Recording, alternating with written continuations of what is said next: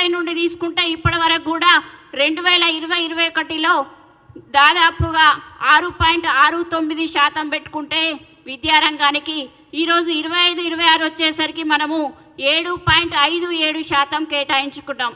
అంటే విద్యారంగం పట్ల ఈరోజు ప్రభుత్వానికి ఎంత చిత్తశుద్ధి ఉందో కనబడుతుంది. ఇంకొంతమంది ఈరోజు రాజీవ్ యువ వికాస పథకం ద్వారా మనం 6,000 కోట్లు కేటాయించుకుంటే ఇది తెలంగాణ ప్రజల సొమ్ము కాంగ్రెస్ పార్టీ కార్యకర్తలకు ఎట్లిస్తారు అంటున్నారు. మూర్ఖులు అర్థం చేసుకోవాలి, ఇది కాంగ్రెస్ పార్టీ కార్యకర్తల కోసం పెట్టిన పథకం కాదు. దీనిలో ఇది ఖచ్చితంగా వాళ్ళకి ఏదైతే అర్హతలు ఉంటాయో వాళ్ళ ఆన్లైన్ అప్లికేషన్ల ప్రకారమే వాళ్లకు అర్హతను బట్టి ఈరోజు మళ్ళీ వాళ్ళకి ఎంత సబ్సిడీ ఉంటుంది, ఎంత రిటర్న్స్ ఉంటాయనే పద్ధతి ప్రకారమే, లెక్క ప్రకారమే ఇది ఈరోజు ఈ యువ వికాస పథకం ద్వారా వాళ్ళకు ఆర్థిక ఉపాధి పథకం కోసం కేటాయించిన బడ్జెట్గా చెప్పుకోవాలి. కానీ ఇది తెలంగాణ ప్రజల సొమ్మును యువకులకు ఎట్లా ఇస్తారు, వాళ్ళ యువ కాంగ్రెస్కి ఎట్లా ఇస్తారు అనే రీతిలో మాట్లాడుతున్నారు. ఏమి తెలంగాణలో లేరా కాంగ్రెస్ పార్టీ యువజన కార్యకర్తలు? తెలంగాణ వాళ్ళు కాదా? గతంలో ఇదే కేసీఆర్ తీసుకుపోయి పంజాబ్ రైతులకు, హర్యానా రైతులకు కోట్లాది రూపాయలు అప్పచెప్పినప్పుడు ఎందుకు ఈ నోర్లు లేవలేదని ప్రశ్నిస్తున్నాం. ఈరోజు తెలంగాణ బిడ్డల కోసం, తెలంగాణ బిడ్డల భవిష్యత్తు కోసం నిధులు కేటాయిస్తే ఎందుకు మాట్లాడుతున్నారని ప్రశ్నిస్తున్నాం. కాబట్టి మాట్లాడే ముందు నోరు దగ్గర పెట్టుకొని ఏదో విమర్శించాలే కదా అని విమర్శించకుండా దానిలో నిజాలు అర్థం చేసుకొని మాట్లాడాల్సిన బాధ్యత ఈరోజు ప్రతిపక్ష పార్టీల మీద ఉంటుందని హెచ్చరిస్తున్నాం. అంతేకాకుండా ఈరోజు ఏదైతే గ్రామాలు అభివృద్ధి చెందినప్పుడే మొత్తం తెలంగాణ అభివృద్ధి చెందుతుందనే ఉద్దేశంతో ఈరోజు బడ్జెట్లో 60% గ్రామాల అభివృద్ధి కోసం కేటాయించినామంటే మా చిత్తశుద్ధి ఏ రకంగా ఉందో ఒకసారి అర్థం చేసుకోవాల్సిన అవసరం ఉంది. ఈరోజు ప్రతి ఒక్క రంగానికి ఇంతకుముందు అన్న చెప్పినట్టుగా విద్యారంగమే కాదు, వ్యవసాయ రంగానికి కూడా, వ్యవసాయ రంగంలో మీరు రుణం అది ఏమంటారు ఆసరా కోసం 18,000 కోట్లే పెట్టిండ్రు. ఎట్లా సరిపోతాయి, మేము ఇన్ని కోట్లు ఇచ్చినాం మీకు ఇట్లా ఎట్లా సరిపోతుందని ప్రశ్నిస్తున్నారు.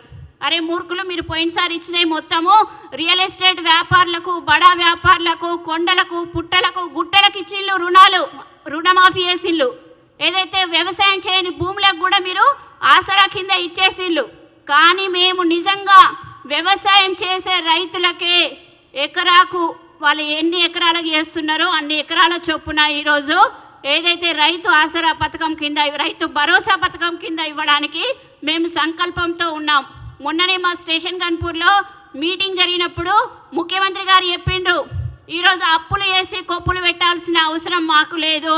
నిజంగా అవసరాలకు బట్టే, మాకున్న బడ్జెట్ను బట్టే మేము సర్దుబాటు చేసుకుంటాం. కానీ మీలాగా వేలాది కోట్ల రూపాయల అప్పు తీసుకొచ్చి మీ కుటుంబ ఖజానా నింపుకున్నట్టుగా మాకు అట్లా దుబారా చేయాల్సిన అవసరం లేదని చెప్పిండ్రు. ఆ మాటకే కట్టుబడి ఈరోజు బట్టి విక్రమార్క గారు అనేక మంది రంగాల్లో ఉన్న నిష్ణాతులను చర్చించి అనేక రకాలుగా ఈ బడ్జెట్ను రూపొందించడం జరిగిందనే విషయాన్ని ఒకసారి స్పష్టంగా అర్థం చేసుకోవాలి. 72 పేజీల బడ్జెట్ను వాళ్ళు చదవక ముందే 72 సెకండ్లలోనే ఇది అంకెల గారడి, ఇది డొల్లా అంటే ప్రతిపక్షాలు కాబట్టి మాట్లాడాలని మాట్లాడుతున్నారు. నిజంగా గతంలో వాళ్ళు పెట్టిన బడ్జెట్ తీసుకుంటే నిజంగా బీసీలకు మేము పెద్దపీట వేసినాం, బీసీలను ఏదో ఉద్ధరించినామని మాట్లాడింది కదా. నేను ఒక మాట మాట్లాడుతున్నాను. గతంలో ఏదైతే వాళ్ళు 10 సంవత్సరాలుగా మొత్తం పెట్టిన బడ్జెట్ అనేది 20,69,588 కోట్ల బడ్జెట్ పెట్టిళ్ళు. అలా బీసీలకు కేటాయించింది 81,668 కోట్లు. అంటే బీసీలకు వీళ్ళకి ఖర్చు పెట్టింది ఎంత? 3.95%. అంటే 100 పైసలకు వీళ్ళు 3 రూపాయల 95 పైసలు ఖర్చు పెట్టి మేము బీసీలను ఉద్ధరించినామని మాట్లాడుతున్నారు. ప్రతి దానిలో కోత. బతుకమ్మ చీరలు ఇచ్చినామని గొప్ప చెప్పుకుంటున్నారు. 10 ఏళ్లలో బతుకమ్మ చీరల ఖర్చు 5,120 కోట్లు ఖర్చు అని రాసిపెట్టి 22,168, అంటే దాదాపు 40% కూడా బతుకమ్మల చీరల ఖర్చు పెట్టకుండా నాసీ రకం చీరలు ఇచ్చేసి వీలేదో మహిళలను ఉద్ధరించినట్టుగా మాట్లాడడం.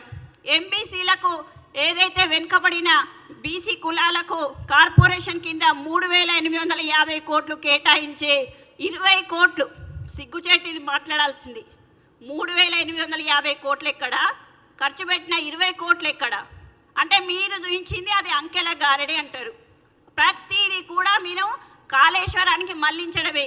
మహిళా రుణాలు కాళేశ్వరానికే పోతాయి, ఎంబీసీ నిధులు కాళేశ్వరానికే పోతాయి, ప్రతి కార్పొరేషన్ నిధులు కాళేశ్వరానికే పోతాయి. కాళేశ్వరం పేరిట మీరు లక్షల కోట్లు ఖర్చు పెట్టి తెలంగాణ ప్రజలకు గుండు సున్న పెట్టిన మీరు ఈరోజు ఏ రకంగా మాట్లాడుతున్నారు అంటున్నా. ఇక బీజేపీ నేతలను కూడా మాట్లాడదాం. ఈరోజు వాళ్ళు 2 ఎంపీలున్నా 8 మంది ఎంపీలున్నా తెలంగాణకు వచ్చింది ఏమి లేదు. అసలు నిజంగా సోషల్ మీడియాలో నవ్వుకుంటున్నారు. 8 మంది ఎంపీలు గెలిచింది కదా, కిషన్ రెడ్డి తల మీద ఎంత జుట్టు ఉందో అంత నిధులు వస్తాయని ఊహించిళ్ళు అందరూ. కానీ ఆఖరికి బండి సంజయ్ తల మీద ఎంత జుట్టు ఉంటుందో అంతైనా వస్తుందని మళ్ళీ అనుకున్నారు.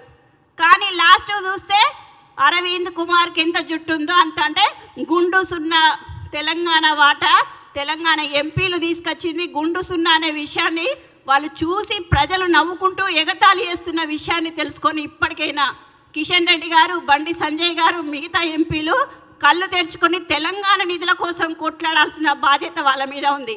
ఇప్పటికైనా విమర్శలు మానుకోండి. తెలంగాణ అభివృద్ధి, తెలంగాణ అప్పులు ఏ రకంగా కట్టుకోవాలా, ఏ రకంగా అభివృద్ధి చేసుకోవాలనే విషయంలో చిత్తశుద్ధి చూపించండి అని ఈ సందర్భంగా హెచ్చరిస్తున్నా.